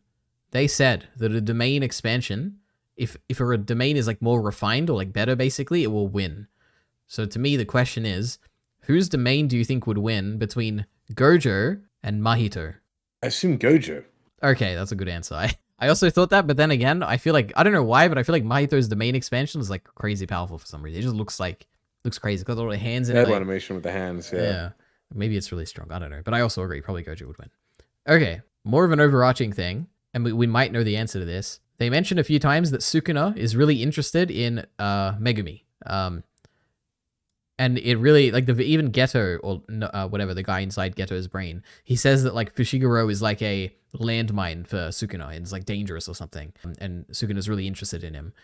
Do you think that is only the case because of the big fight they have in Season 2? Like, do you think Sukuna is interested because Fushiguro can summon that crazy thing that he summoned and they fought? Or do you think there's, like, more to it? Because I have no idea. Because that, to me, that feels like too simple of a answer, where it's like, oh, Sukuna's interested in him because he can do this, he can summon this crazy monster. But then why does it matter if he summons that crazy monster? Like, who cares? Like, he beat him easily in the anime, right? So why does that matter? Anyway. But so yeah, well, this is another thing. He's got 10 monsters he can summon, right? But then if they Yes. die, they can't be used again, and they'll be redone into something else. But it was only revealed so far 4 of them, which is elephant, bird, wolf. What are the other ones? A frog. Couldn't even remember. Okay. Yep. There was like 5. It like counted for us in the Yep. volumes here. And so he summons one that's really really strong in season 2. Huh? Is that the thing that? Wait, no, Sukuna yeah, fought? the big fight, the crazy animation episode. You know, how Sukuna's fighting Yeah, that big the one white thing. You know, okay. I always thought that was like Tree Lady. What's her name? Haname. Haname coming back Yeah. to life for some reason. They look. Oh Really my similar god, to no, me. not at all. No, Jesus. I know. Bacon. No. I knew they were different. Don't worry. Oh, But okay. I got confused, bro. Yeah. So who knows? Maybe Sukuna's afraid of that thing. Seems a bit weird to me, but maybe it is. Maybe this story is a bit weird. Don't worry, Bacon. We only got 4 more left. Okay. So can Gojo teleport, Bacon? What do you think? We kind of see him do it, but also I don't know. It's weird. Well, you always get souvenirs as well, right? Yeah, true. Actually, he did. I forgot about that. Yeah, in the first scene, even when he shows up, he like randomly appears. But I was thinking when he's fighting the lava guy, Jogo, and then he like goes and picks up Yuji, and then like comes back. It's like instant. It's like, what's going on? It doesn't make sense. So yeah, maybe he teleports, maybe he doesn't. Who knows? Crazy. You know, he says he doesn't teleport though. Does it? Right? I don't remember that. Yeah. Either that or he's like really fast. Because no, you know what? I just figured out. It's bad writing. It has to be. There's no way that it's bad writing because there's no way you can reconcile all these facts together. Firstly, he teleports in that one scene with Yuji where he picks him up that I just said, or he travels really fast there. Whatever, he either teleports or travels really fast. However, when he wants to during the school fight tournament arc thing, Miwa is passed out and he's like, "Oh, we need to go pick her up." And he doesn't just teleport and pick her up, and he doesn't just like travel there really fast and pick her up. He like walks there or like runs there even. And it's like, why is he doing that? And then also, when he's destroyed the barrier around the festival, and he like looks at Yuji and is like, "Do I need to go save Yuji?" It's like, "No, Yuji will be okay." Then he sees the coat rack guy and he like teleports to the coat rack guy, or he like travels there really fast. But then for some reason, he doesn't teleport to Yuji, and I'm like, why doesn't he just teleport to Yuji now instead of like doing this hollow purple thing? So I just think this is bad writing. Okay, teleport doesn't make sense. Author forgot about it or just doesn't care about it. So I would not trust the writing to be that consistent. And okay, good. Well, I'm on your side, Bacon. What else? Chapter 48. It doesn't matter. I wonder how old Tengen is because they mentioned Tengen. He's like the barrier guy. Do you think he's older than Sukuna? Will he ever become a villain? To me, it feels like a bit of a Chekhov's gun where it's like they mention Tengen, oh my god, if he evolves, he might become an enemy of humanity. And it kind of feels like, obviously, that feels like it's going to be like a final villain or something, but who knows? Which one's Tengen again? We never see him. We just hear about him. He's the one who like manages the barriers of Jujutsu. He's like at the beginning of season 2, the little girl they need to get and like feed to Tengen basically so he can absorb the body and maintain the barriers. He like lives inside Jujutsu High or something and he maintains their like secrecy. Yeah, I don't. It seems like he's going to be important. They mentioned him like once in this arc. Oh, I see. I do remember a Tengen thing being like, Panda was born by Tengen or something like that. He was actually born Was by he? the other guy. He's a puppet. That was the thing that I had to spend some time getting my head around. It's like, oh, Panda's a puppet, but Yeah, he's it's not like he's like a living thing. yeah, it's like a puppet with souls or something, right? It's like weird. He's got like a sister Yeah. and a brother, but maybe more. Who knows? Yeah. And now Bacon, the final one. I think this the story just completely forgets that Sukuna can appear anywhere on Yuji's body because he does it a few times here and it just never happens again. I'm like, oh, okay, crazy. He eats the finger. He He does. Yep, that was funny. talks at some point. Yep, and then it never But happens. it in doesn't season happen in 2. season 2. That's So, funny. yeah, it's out of the way. Anyway, see. that's I mean, the That's thing is, that. the author does undermine themselves a lot by like saying, "Oh, I like a couple times like Maki's ponytail is only as long as I remember to draw it," or wow. I didn't. I only read a the few of guy's those, eyebrows change with how with my emotional state. Fantastic. Yeah, we The love it. old man's eyebrows. So, yeah, So he's not perfect. He's no Izuyama, okay? Who just weaves Yeah. everything in a beautiful canvas. All right, well, that's that, except for the tier list, I guess. yes. So we'll spend the next couple minutes. I'm just going to speed do these ones, Yeah. honestly. Yeah, let's see. And I'm doing them. Should we do them with how we just feel about them in general? Not really, like including season 2. Yeah, everything we've done, because there's no way we can like separate it. Yeah. This is your tier list. I see it. Do you want me to go through it, or do you want to explain it, or what? What should we do? No, you go through. Give your thoughts. Give your thoughts. All right, on, like, let's which one you see. think I'll win. Any surprising ones? Oh, actually, I'm surprised you had. That's Sukuna in S tier, right? Yeah. I'm surprised about that. What are your thoughts on Sukuna then? Well, I said that's the main draw of the series for me. I just want to see it when Oh, he comes yeah. out. I'm just Okay. like, yeah, I like when he appears. Yep, I can understand Things that. like stuff is going down when it happens. Yeah. I guess I can understand Toto and Yuta. They make sense. What about Maki? I didn't expect Maki to be an S, maybe A or something. What do you like? Yeah, A is probably better. This is where I'm getting in between. I'm like, do I really like her more than Yuji? I made this in like 0.5. I feel like, yeah. I think it's also the fact that I know that she doesn't die, which is probably why like Nobara is down there. So I'm like, yeah, I think I'm willing to invest a bit more in her character. And she was fun. She has a lot of limelight in she's pretty big and she gets like a decent amount of characterization. I'll do like her backstory with Maya, who I'm probably being unfairly harsh to, but someone's got to go an F. Oh, Jesus, I didn't even see that. Oh my god. Okay. Yeah. Anyway, yeah. To be honest, Nanami should probably be S. I retroactively Nanami S. Okay, Great. perfect. Love a Nanami. All right, so Yuji A makes sense. Nanami okay, put him in S, whatever, but A would be okay too. Hanami I can understand. Rika had that high is interesting. You think it just looks cool, or you think it's more to it's Yuta's version of Sakuna. Where I'm just like, dude, she's gonna come out sometime. When is she gonna come out? So it's that like kind of like ticking time bomb. Gojo's a bit cool. Low, but hey, he's still pretty cool. He's almost too cool though. I can't think he's that cool, right? That's fair. I can, but yeah. Yeah. All right, Nobara, understandable. Then you have Utahime. I think I like Nobara more though after rereading again though, because I did actually read like the hidden inventory. But I just don't remember. I get Utahime or Nobara? Utahime, sorry. Okay. Yeah, sorry, Utahime. Yep. Yeah, Noboru being there, I was like potential. The mum? That's Junpei's mum, right? She was. Yeah. What do you like about her in Beat? Dude, I don't know why, but like in the span of like a couple like seconds, like, oh, don't smoke, mom. And then she like dies. I'm just like, oh, they could have had like a fun time. And then you feel bad for Junpei. Junpei should probably be higher. That actually got to me a little bit. Again in the manga, I was like, oh, the mom's death and Junpei like not going down the right road. It actually worked. Yeah, fair play to them. Yep. I always get this guy's name. Is he Gogo? Jogo, the opposite of Gojo. It's great. Jogo. That's very funny. Yeah. He's pretty cool actually. I do like him a lot. But I would say like season 2 is not being taken that much into account. Just because I can't remember that well. Yep. Okay. Chizu also kind of cool. Taking season 2, he's got the cool power, the zoom zoom zoom. He does the blood thing, which other guy in F tier does also do, but he doesn't do it. Cool. And he's barely in the story. He shows up at one point, and then he shows up again in season 2. And I'm like, who the hell is this? They look like they could be the same character. Yep. To be honest, but oh my god, you're right. Okay. Fushiguro, the lowest of the big 3 here. Interesting. Yeah, it's still cool though. Yep. And then the guy Inumaki, I think is his name, screaming guy. Yeah, he's cool. I didn't realize how strong he was, and then like it's kind of cool how strong he is. Yep. In the arc there, yeah. Panda Panda's like probably the biggest disappointment because you see him in the first OP and like, oh my word, there's a panda, and then he like does nothing and you get hyped for no reason. But the OP is the But one that's so Bacon, cool. he's a big guy with a strong heart or whatever. So True, very true. all right, then Mekamaru, I think. Yeah. Then the To be fair, he gets principal. way better in season 2. He's so good. True, he does. His little bit there was great, and his sacrifice and all that. It's just a Gurren Lagann reference.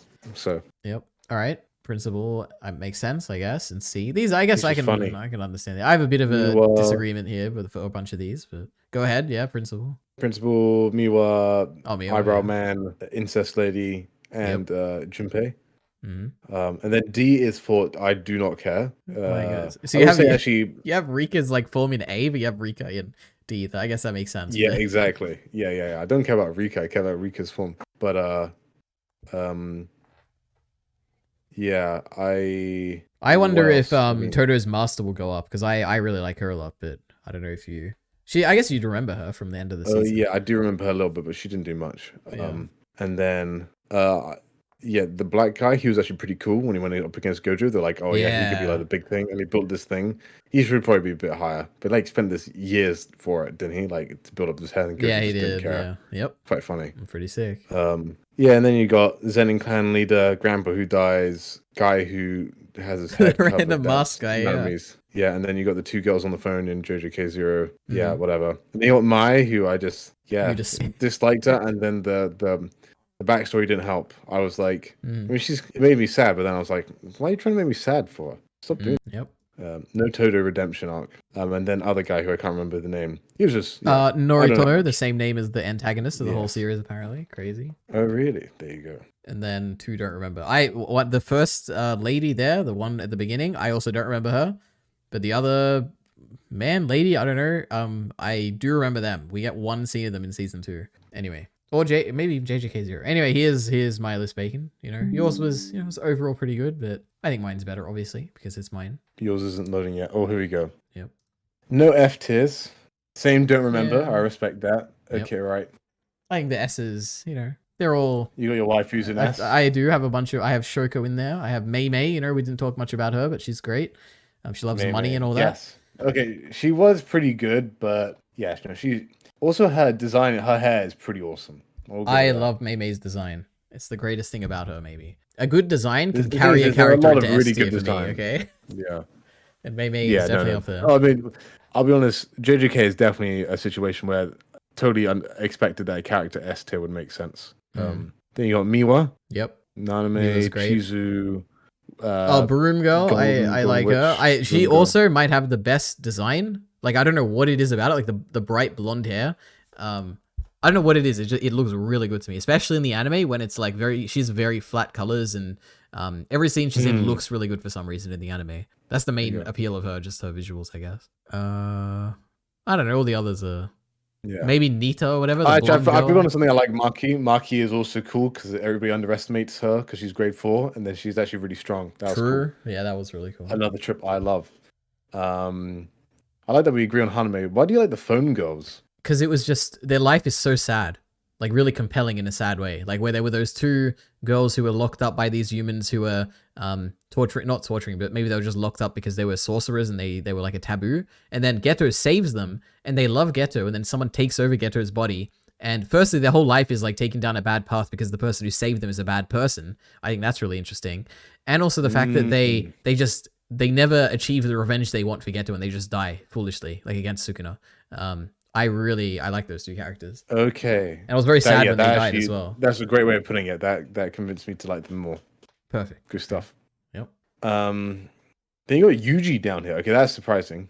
Yeah, he's like kind of boring, but like he's funny as well. So, and also toward the end of season 2, he got a bit better. But I'm interested to see where it goes. I guess he has a lot of potential to move up. But I think that's the thing. He's had too much screen time to not be better. Like everybody else is like, you can get away with being boring and bland, like motorcycle lady. Like, sure, what has she done? She's in S, but yeah. And then you've got the best mum. She was funny. Yeah, I liked her scene with the. I don't know. She talked about she's like irresponsible mum vibe. It's kind of funny. And she was like bonding with Yuji about like she was laughing at his jokes or whatever. That carried her a long way. Okay, to B tier. Mm-hmm. You got Mahito, man. which is not low enough, Yeah. probably. Junpei. He would have been F, fair but he enough. got bumped up from season 2. Yeah. Fair enough. Yeah. Oh, didn't the guy, the chauffeur guy, the last one in the sea, die? He did. Yeah, he got stabbed by the. Dude, I felt bad when that that guy. happened. Actually, I felt really mad. Yeah. I was He's like, just a helpless guy, an office worker. He's a nice guy, not then his you friend who just died. Yeah, I think he got heart nipples. I forget this guy. I remember they were the intermediary. Sorry, say. Basically, the villains, Ghetto's like group, they like had a mini feud where like there were like some people who wanted to do one thing and the other half of them wanted to do another thing, and he like stepped in and like mediated. And I was like, oh, it's not like he's a non-character. He's like at least D, I think. So yeah. Yeah. And then Rika's just terrible. And then you got Eureka. Well, she's not F. She's not F. Yeah, that's true. She's not. She's probably the worst. Like, I don't know. We barely got the actual human form. She's just like a love interest, like nice girl, I guess. Yeah. No, and then the actual, I don't even like the powerful. She seems too powerful, but I guess she's only powerful because Yuta's powerful or whatever. But I don't know. Whatever. Okay, one thing I just realized. I think actually Maki's design in the anime, like her colors, her green hair doesn't work, but the black hair in the manga works much better. Yep, I can agree that. Yeah. Peter should get a redesign. I've been thinking like, who's actually my favorite design? Is not Maki, so Nanami is a good design. Todo doesn't look nearly as muscular and Chadley in the manga, but he does sometimes. But like, it's more consistent. I think Sukuna's tattoos are awesome. Yeah, true, and he looks different from Yuji as well in like an interesting way. Yeah, which is really cool how it works. I think that they stick back the hair, right? Anyway, yeah, really cool that they do that. And does he actually? He just looks like that, but like he could take on any form. I do wonder what his initial form looked like. Yeah, I wonder if we'll see it. That'd be cool. We get like a flashback to him or something. Oh my god, we love flashbacks, don't we? Oh, I forgot to talk about Sukuna. Why he's in S? He's in S for a very different reason for me, which is that Sukuna is portrayed as a prodigy in his appearance that in season 2, where they talk about how he can create like a domain that is like painting a painting on it without a canvas or something, and he seems to love fighting as well. Like it's not just like he's an evil person like Mahito or anything. It seems like he really wants to fight Maharaga, like the big white thing he fights in season 2, and that's kind of interesting to me. I was expecting him more to be like a very stereotypical villain, but he doesn't necessarily seem evil. He just seems to want people to respect him and for him to be powerful. Yeah, no, like yes, true. I like how like he's almost like Thorkel, where he's kind like of, a villain that is just like he's a villain. He's an antagonist, but he's not like a dead set against you. He just has different goals, and you can he's predictably understandable, and he has loads of cool moments where like Mahito like touches Yuji's soul and is just like, I gave you one chance because I thought you were cool, and then the next time he actually destroys him, and it's like, wow, this guy's so powerful. It's really cool. Yep, very cool. All right, and his voice acting is great in the sub. True. Yes, that is very true. Makes me feel special things inside. Yep, the Sukuna effect. But you know, obviously the best design is that witch girl. I don't know why. She's just the bright blonde hair, which I guess you don't see in the manga, but in the anime it's great. Yeah. All right. Well, fair enough. That's it. I would say actually, okay, one other good design is actually the girl with highlighted hair, the taxi driver for this last part. Like yes, true. Like, I like how it's like highlights. It's weird. I don't think I see that very often where someone's got highlights in their hair and they're kind of like the roots need darkening, dyeing again. Yep. Anyway, yeah. Give us a wrap up, Ari. All right, well, too long. Yeah, thank you for listening to this extended discussion that I had no idea would be this long. I hope you enjoyed it. Next time we're covering season 2, I guess. So I don't know what chapter that goes up to. No, wait. I think it was like 130 something. Whatever it is. Read up to the end of season 2 if you're reading along with us, and we'll see you then, I guess. Yep. Bye. Bye.